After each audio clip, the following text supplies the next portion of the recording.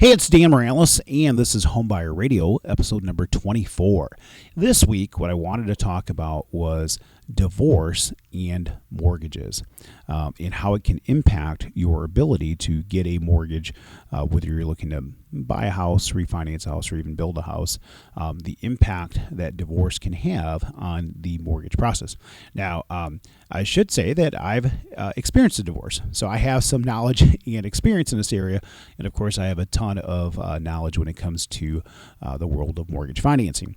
Now, generally speaking, when you're in the process of an active divorce as part of your mortgage application, you have to disclose that you are in the process of divorce to your mortgage loan officer.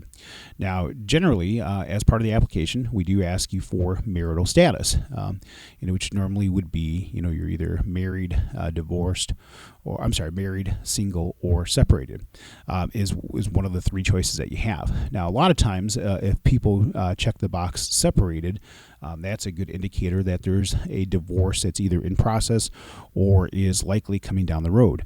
When you check that box that says you're separated, a lot of times an underwriter is going to ask some questions. They may ask you for a formal separation agreement that kind of spells out the terms of your separation and so on.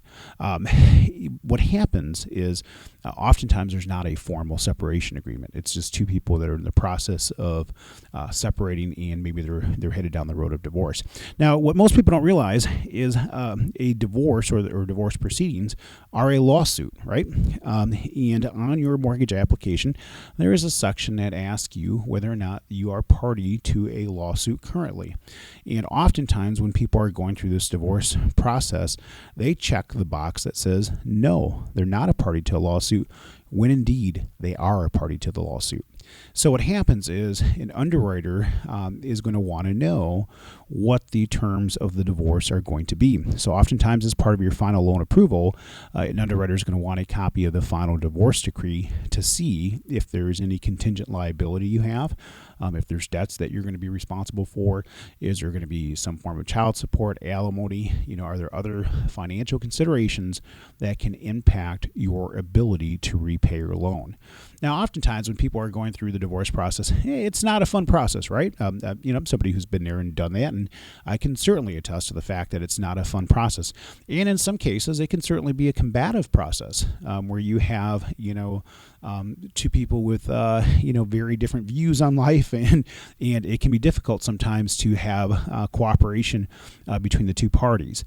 Now, at the end of the day, what an underwriter is looking for is kind of what's your new financial picture going to look like in the end, and is it reasonable that you have the ability to be able to sustain a new mortgage or maybe a mortgage that you're looking to refinance as part of this process. So it's really important that if you are going through that process, that you understand you are a party to a lawsuit, okay? So when you do your application, you do have to disclose that.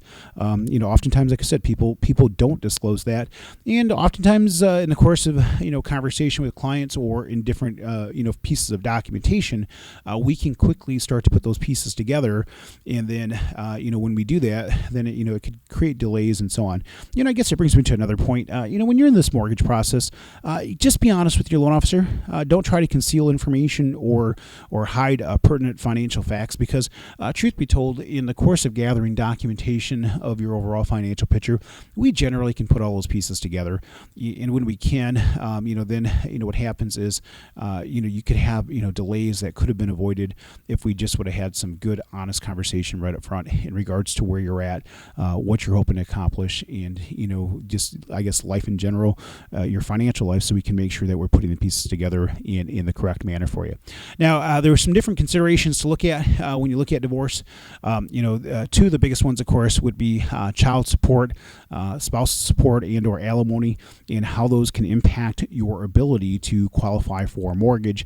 In addition to that, of course, just contingent liability, where one party takes responsibility for maybe debts that are out there. Sometimes they're debts that are individual or joint, but somebody takes responsibility for a debt, in the repayment of that debt, and then of course, how it impacts your ability to qualify for a mortgage. Now, what I'm going to do is I think we're going to take this topic, we're going to break it into maybe a few different episodes, and hopefully help you kind of understand how some of those things can impact your ability to qualify. Like I said, I'm somebody who's kind of gone through this process. If you have questions on how all this stuff is going to relate to you, and maybe a potential divorce situation that you're facing or you're in the middle of right now, feel free to reach out to me. Love to help you through this process and help you to the other side, and most importantly, help you realize that a brighter and better day is coming your way. You can reach me at danmoralez.com. That's DANMORALEZ.com. And then, like I said, we're going to take this topic, we're going to break it into a number of different episodes. We're going to talk about child support, spouse support, and some of the other financial considerations as they impact you in the mortgage world, if you will. And we're going to talk about those things in episodes to come. You can reach at dan@danmoralez.com or 616-931-4629. Northpointe Bank is an equal housing lender, and I hope you have a great day.